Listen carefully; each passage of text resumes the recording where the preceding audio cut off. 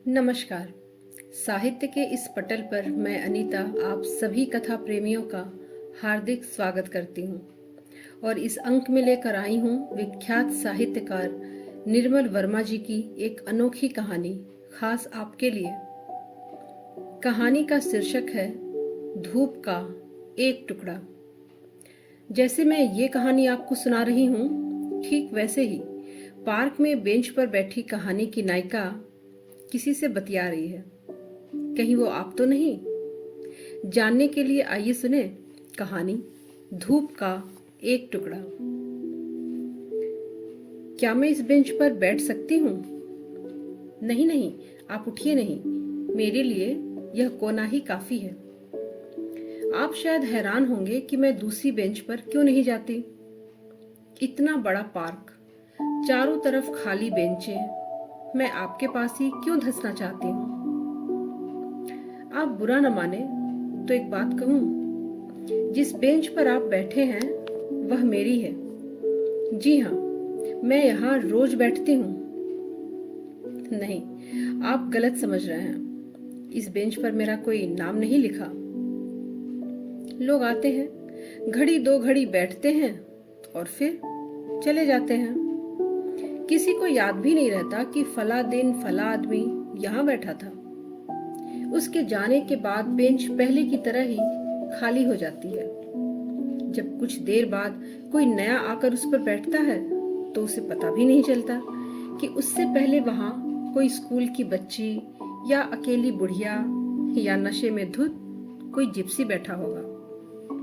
नहीं जी, नाम तो वहीं लिखे जाते हैं जहां आदमी टिक कर रहे। तभी घरों के नाम होते हैं या फिर कब्रों के। हालांकि कभी कभी मैं सोचती हूँ कि कब्रों पर नाम न भी रहे तो भी खास अंतर नहीं पड़ता। कोई जीता जागता आदमी जानबूझकर दूसरे की कब्र में घुसना पसंद नहीं करेगा। आप उधर देख रहे हैं, उधर घोड़ा गाड़ी की तरफ? नहीं, इसमें हैरानी की कोई बात नहीं।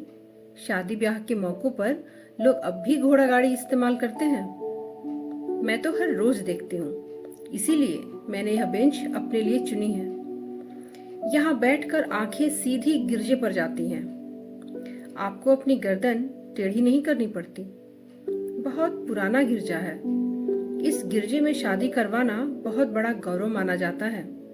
लोग 8-10 महीने पहले से अपना नाम दर्ज करवा लेते हैं। वैसे सगाई और शादी के बीच इतना लंबा अंतराल ठीक नहीं।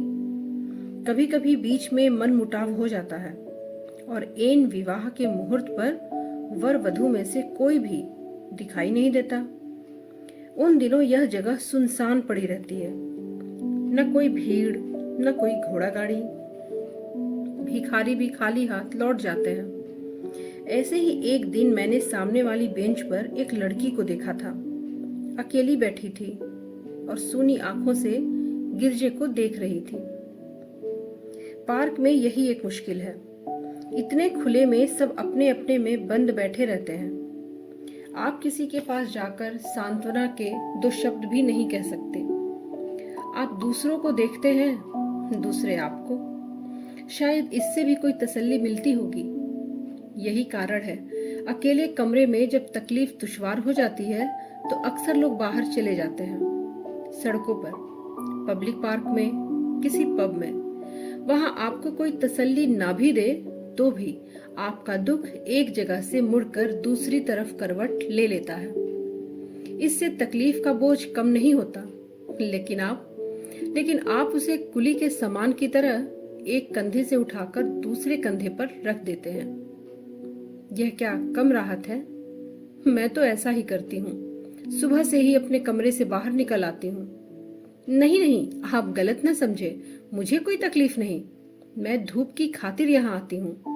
आपने देखा होगा सारे पार्क में सिर्फ यही एक बेंच है जो पेड़ के नीचे नहीं है। इस बेंच पर एक पत्ता भी नहीं झरता। फिर इसका एक बड़ा फायदा यह है कि यहाँ से मैं सीधे गिरजे की तरफ देख सकती हूँ। लेकिन यह शायद मैं आपको पहले कह चुकी हूँ। आप सचमुच सौभाग्यशाली हैं। पहले दिन यहाँ आए और सामने घोड़ा गाड़ी। आप देखते रहिए, कुछ ही देर में गिरजे के सामने छोटी सी भीड़ जमा हो जाएगी। उनमें से ज्यादातर लोग ऐसे होते हैं जो न वर को जानते हैं न वधू को, लेकिन एक झलक पाने के लिए घंटों बाहर खड़े रहते हैं। आपके बारे में मुझे मालूम नहीं, लेकिन कुछ चीजों को देखने की उत्सुकता जीवन भर खत्म नहीं होती। मुझे यह सोचकर काफी हैरानी होती है कि जो चीजें हमेशा एक जैसी रहती हैं, उनसे उबरने के बजाय आदमी सबसे ज्यादा उन्हीं को देखना चाहता है। जैसे बच्चे या नवविवाहित जोड़े की घोड़ा गाड़ी या मुर्दों की अर्थी। आपने देखा होगा ऐसी चीजों के इर्द गिर्द हमेशा भीड़ जमा हो जाती है। अपना बस हो या ना हो, पांव खुद ब खुद उनके पास खींचे चले जाते हैं। मुझे कभी कभी यह सोचकर बड़ा अचरज होता है कि जो चीजें हमें अपनी जिंदगी को पकड़ने में मदद देती हैं, वे चीजें हमारी पकड़ के बाहर हैं। हम न उसके बारे में कुछ सोच सकते हैं, न किसी दूसरे को बता सकते हैं। मैं आपसे पूछती हूँ, क्या आप अपने जन्म की घड़ी के बारे में कुछ याद कर सकते हैं? या अपनी मौत के बारे में किसी को कुछ बता सकते हैं? या अपने विवाह के अनुभव को हूबहू अपने भीतर दोहरा सकते हैं? आप हंस रहे हैं? नहीं, मेरा मतलब कुछ और था। कौन ऐसा आदमी है जो अपने विवाह के अनुभव को याद नहीं कर सकता? मैंने सुना है कुछ ऐसे देश हैं जहां जब तक लोग नशे में धुत नहीं हो जाते, विवाह करने का फैसला नहीं लेते, और बाद में उन्हें उसके बारे में कुछ याद नहीं रहता। नहीं जी, मेरा मतलब ऐसे अनुभव से नहीं था। मेरा मतलब था, क्या आप उस क्षण को याद कर सकते हैं जब आप एकाएक यह फैसला कर लेते हैं कि आप अलग न रहकर किसी दूसरे के साथ रहेंगे जिंदगी भर? मेरा मतलब, क्या आप सही उस बिंदु पर उंगली रख सकते हैं जब आप अपने भीतर के अकेलेपन को थोड़ा सा सरका कर किसी दूसरे को वहां आने देते हैं? जी हाँ, उसी तरह जैसे कुछ देर पहले आपने थोड़ा सा सरक कर मुझे बेंच पर आने दिया था। और अब मैं आपसे ऐसे बातें कर रही हूँ मानो आपको बरसों से जानती हूँ। लीजिए, 2-4 सिपाही भी गिरजे के सामने खड़े हो गए। अगर इसी तरह भीड़ जमा होती गई तो आने जाने का रास्ता भी रुक जाएगा। आज तो खैर धूप निकली है, लेकिन सर्दी के दिनों में भी लोग ठिठुरते हुए खड़े रहते हैं। मैं तो बरसों से यह देखती आ रही हूँ। कभी कभी तो यह भ्रम होता है कि 15 साल पहले मेरे विवाह के मौके पर जो लोग जमा हुए थे, वही लोग आज भी हैं। वही घोड़ा गाड़ी, वही इधर उधर घूमते हुए सिपाही, जैसे इस दौरान कुछ भी नहीं बदला है। जी हाँ, मेरा विवाह भी इसी गिरजे में हुआ था, लेकिन यह मुद्दत पहले की बात है। तब सड़क इतनी चौड़ी नहीं थी कि घोड़ा गाड़ी सीधे गिरजे के दरवाजे पर आकर ठहर सके। हमें उस गली के पिछवाड़े रोक देना पड़ा था, और मैं अपने पिता के साथ पैदल चलकर यहाँ तक आई थी। सड़क के दोनों तरफ लोग खड़े थे और मेरा दिल धुक धुक कर रहा था कि कहीं सबके सामने मेरा पाँव न फिसल पड़े। पता नहीं वे लोग अब कहाँ होंगे जो उस रोज भीड़ में खड़े मुझे देख रहे थे। आप क्या सोचते हैं, अगर उनमें से कोई आज मुझे देखे तो क्या पहचान सकेगा कि बेंच पर बैठी यह अकेली औरत वही लड़की है जो सफेद पोशाक में 15 साल पहले गिरजे की तरफ जा रही थी? सच बताइए, क्या पहचान सकेगा? आदमियों की बात तो मैं नहीं जानती, लेकिन मुझे लगता है कि वह घोड़ा मुझे जरूर पहचान लेगा जो उस दिन हमें खींच कर लाया था। जी हाँ, घोड़ों को देखकर मैं हमेशा हैरान रह जाती हूँ। कभी आपने उनकी आंखों में झांक कर देखा है? लगता है जैसे वे किसी बहुत ही आत्मीय चीज से अलग हो गए हैं, लेकिन अभी तक अपने अलगाव के आदी नहीं हो सके हैं। इसलिए वे आदमियों की दुनिया में सबसे अधिक उदास रहते हैं। किसी चीज का आदी न हो पाना, इससे बड़ा और कोई दुर्भाग्य नहीं। वे लोग जो आखिर तक आदी नहीं हो पाते, या तो घोड़ों की तरह उदासीन हो जाते हैं, या मेरी तरह धूप के एक टुकड़े की खोज में एक बेंच से दूसरी बेंच का चक्कर लगाते रहते हैं। क्या कहा आपने? नहीं, आपने शायद मुझे गलत समझ लिया। मेरा कोई बच्चा नहीं, यह मेरा सौभाग्य है। बच्चा होता तो मैं शायद कभी उससे अलग नहीं हो पाती। आपने देखा होगा, आदमी और औरत में प्यार ना भी रहे तो भी बच्चे की खातिर एक दूसरे के साथ जुड़े रहते हैं।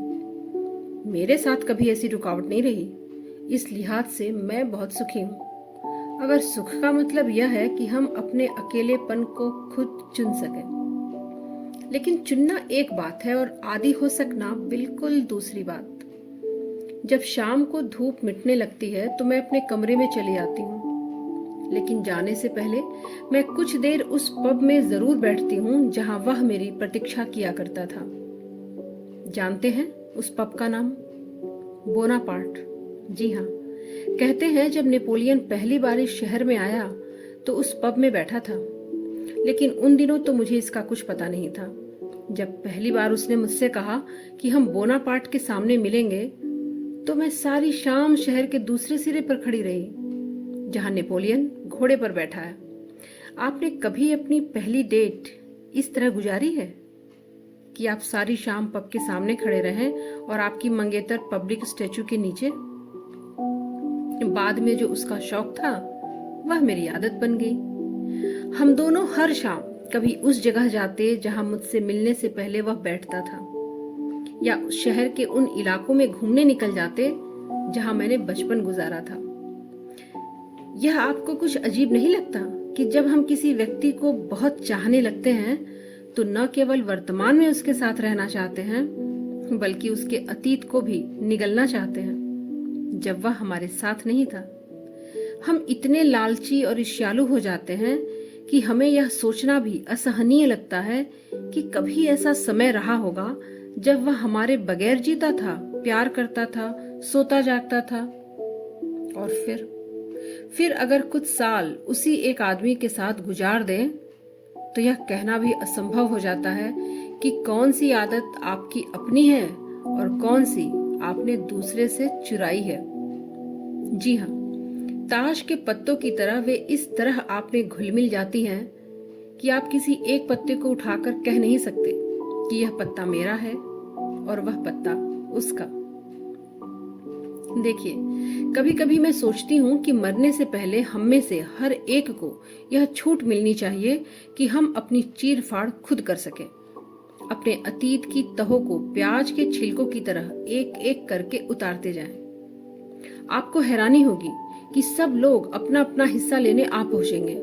माँ, बाप, दोस्त, पति, सारे छिलके दूसरों के, और आखिर की सूखी डंठल आपके हाथ में रह जाएगी जो किसी काम की नहीं, जिसे मृत्यु के बाद जला दिया जाता है या मिट्टी के नीचे दबा दिया जाता है। देखिए, अक्सर कहा जाता है कि यह हर आदमी अकेला मरता है। मैं यह नहीं मानती। वह उन सब लोगों के साथ मरता है जो उसके भीतर थे, जिनसे वह लड़ता था, जिनसे वह प्रेम करता था। वह अपने भीतर पूरी एक दुनिया लेकर जाता है, और इसीलिए हमें दूसरों के मरने पर जो दुख होता है ना, वह थोड़ा बहुत स्वार्थी किस्म का दुख है, क्योंकि हमें लगता है इसके साथ हमारा एक हिस्सा भी हमेशा के लिए खत्म हो गया। मैं जब छोटी थी तब लकड़ी लेकर बादलों की तरफ इस तरह घुमाती थी जैसे वे मेरे इशारों पर ही आकाश में चल रहे हों। आप क्या सोचते हैं? बच्चे इस उम्र में जो कुछ देखते हैं या सुनते हैं वह क्या बाद में उन्हें याद रहता है? रहता जरूर होगा। कोई आवाज, कोई झलक या कोई आहट जिसे बड़े होकर हम उम्र के जाले में खो देते हैं। लेकिन किसी अनजान मौके पर जरा सा इशारा पाते ही हमें लगता है कि इस आवाज को कहीं हमने सुना है। यह घटना या ऐसी ही कोई घटना पहले कभी हुई है। और फिर उसके साथ साथ बहुत सी चीजें अपने आप खुलने लगती हैं जो हमारे भीतर अरसे से जमा थी, लेकिन रोजमर्रा की दौड़ धूप में जिनकी तरफ हमारा ध्यान जाता नहीं, लेकिन वे वहां हैं, घात लगाए कोने में खड़ी रहती हैं, मौके की तलाश में। और फिर किसी घड़ी सड़क पर चलते हुए या ट्राम की प्रतीक्षा करते हुए या रात में सोने और जागने के बीच अचानक आपको पकड़ लेती हैं। और तब आप कितना ही हाथ पांव क्यों न मारे, कितना ही क्यों न छटपटाएं, वे आपको छोड़ती नहीं। मेरे साथ एक रात ऐसा ही हुआ था। हम दोनों सो रहे थे और तब मुझे एक अजीब सा खटका सुनाई दिया, बिल्कुल वैसे ही जैसे बचपन में मैं अपने अकेले कमरे में हड़बड़ाकर जाग उठती थी। और सहसा सहसा यह भ्रम होता था कि दूसरे कमरे में माँ और बाबू नहीं हैं। मुझे लगता था अब मैं उन्हें कभी नहीं देख सकूंगी और तब मैं चीखने लगती थी। लेकिन उस रात मैं चीखी चिल्लाई नहीं। बिस्तर से उठकर देहरी तक आई, दरवाजा खोलकर बाहर झांका, कोई न था। वापस लौटकर उसकी तरफ देखा। वह दीवार की तरफ मुंह मोड़कर सो रहा था, जैसे वह हर रात सोता था। उसे कुछ भी सुनाई नहीं दिया था। और तब मुझे पता चला कि वह खटका कहीं बाहर नहीं, मेरे भीतर हुआ था। नहीं, मेरे भीतर भी नहीं, अंधेरे में एक चमगादड़ की तरह वह मुझे छूता हुआ निकल गया था। न बाहर न भीतर, फिर भी चारों तरफ फड़फड़ाता हुआ। मैं पलंग पर आकर बैठ गई जहां वह लेटा था और धीरे धीरे उसकी देह को छूने लगी। उसकी देह के उन सब कोनों को छूने लगी जो एक जमाने में मुझे तसल्ली देते थे। मुझे यह अजीब सा लगा कि मैं उसे छू रही हूं और मेरे हाथ खाली के खाली वापस लौट आते हैं। बरसों पहले की गूंज जो उसके अंगों से निकलकर मेरी आत्मा में बस जाती थी, अब कहीं नहीं थी। मैं उसी तरह उसकी देह को टोह रही थी जैसे कुछ लोग पुराने खंडहरों पर अपने नाम खोजते हैं जो मुद्दत पहले उन्होंने दीवारों पर लिखे थे। लेकिन मेरा नाम वहां कहीं नहीं था।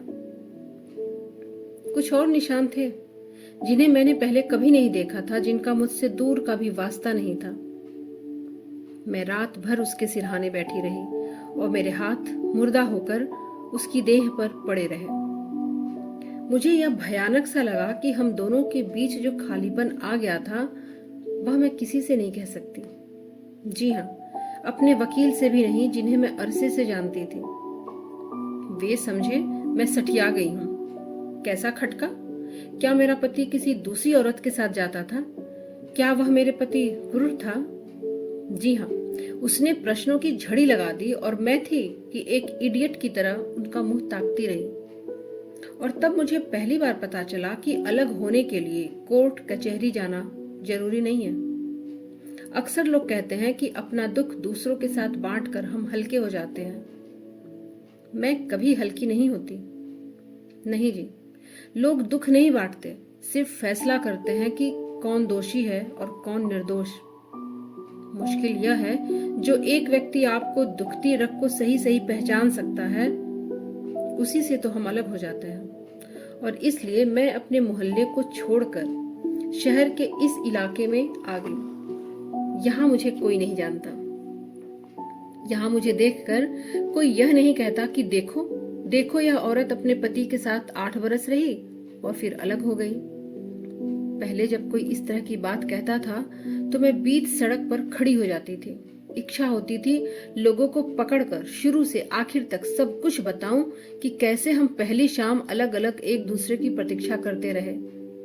पब के सामने, मैं मूर्ति के नीचे, कैसे उसने पहली बार मुझे पेड़ के तने से सटाकर चूमा था और कैसे मैंने पहली बार डरते डरते उसके बालों को छुआ था। जी हाँ, मुझे यह लगता है कि जब तक मैं उन्हें यह सब नहीं बता सकूंगी तब तक उस रात के बारे में भी कुछ नहीं कह सकूंगी जब पहली बार मेरे भीतर खटका हुआ था और बरसों बाद यह इच्छा हुई कि मैं दूसरे कमरे में भाग जाऊं जहां मेरे माता पिता सोते थे। लेकिन वह कमरा खाली था। जी, मैंने कहीं पढ़ा था कि बड़े होने का मतलब है कि अगर आप आधी रात को जाग जाएं और कितना ही क्यों न चीखे चिल्लाएं, दूसरे कमरे से कोई नहीं आएगा, वह हमेशा खाली रहेगा। देखिए देखिए, उस रात के बाद मैं कितनी बड़ी हो गई हूं। लेकिन एक बात मुझे अभी तक समझ में नहीं आई। भूचाल या बमबारी की खबरें अखबारों में छपती हैं, दूसरे दिन सबको पता चल जाता है कि जहां बच्चों का स्कूल था वहां खंडहर है, जहां खंडहर थे वहां उड़ती धूल। लेकिन जब लोगों के साथ ऐसा होता है तो किसी को कोई खबर नहीं होती। उस रात के बाद दूसरे दिन मैं सारे शहर में अकेली घूमती रही और किसी ने मेरी तरफ देखा भी नहीं। जब मैं पहली बार इस पार्क में आई थी, इसी बेंच पर बैठी थी जिस पर आप बैठे हैं, और जी हाँ, उस दिन मुझे बहुत आश्चर्य हुआ कि मैं उसी गिरजे के सामने बैठी हूँ जहाँ मेरा विवाह हुआ था। तब सड़क इतनी चौड़ी नहीं थी कि हमारी घोड़ा गाड़ी सीधे गिरजे के सामने आ सके। हम दोनों पैदल चलकर यहाँ आए थे। आप सुन रहे हैं? आप सुन रहे हैं ऑर्गन पर संगीत? देखिए देखिए, उन्होंने दरवाजे खोल दिए हैं। संगीत की आवाज यहाँ तक आती है। इसे सुनते ही मुझे पता चल जाता है कि उन्होंने एक दूसरे को चूमा है, अंगूठियों की अदला बदली की है। बस अब थोड़ी सी देर और है, वे अब बाहर ही आने वाले हैं। लोगों में अब इतना चैन कहाँ कि शांति से खड़े रहें। अगर आप जाकर देखना चाहें तो निश्चिंत होकर चले जाएं। मैं तो यहाँ बैठी ही हूँ। जी हाँ, शाम होने तक मैं यहीं रहती हूँ। फिर यहाँ सर्दी हो जाती है। दिन भर मैं यह देखती रहती हूँ कि धूप का एक टुकड़ा किस बेंच पर है। उसी बेंच पर जाकर बैठ जाती हूँ। पार्क का कोई ऐसा कोना नहीं जहाँ मैं घड़ी आध घड़ी नहीं बैठती, लेकिन मुझे यह बेंच सबसे अच्छी लगती है। एक तो इस पर पत्ते नहीं झड़ते और दूसरे, अरे अरे, आप तो जा रहे हैं। दोस्तों, आशा करती हूँ कि निर्मल वर्मा की यह एक अनोखी सी कहानी आपको पसंद आई होगी। कहानी सुनने के लिए, इस कथा चैनल को अपना समय देने के लिए आप सभी का बहुत बहुत शुक्रिया, बहुत बहुत आभार। इस कहानी को, इस चैनल को अपने साहित्यिक मित्रों के साथ शेयर जरूर करें, और हाँ, लाइक और सब्सक्राइब भी जरूर करें। बहुत बहुत शुक्रिया। नमस्कार।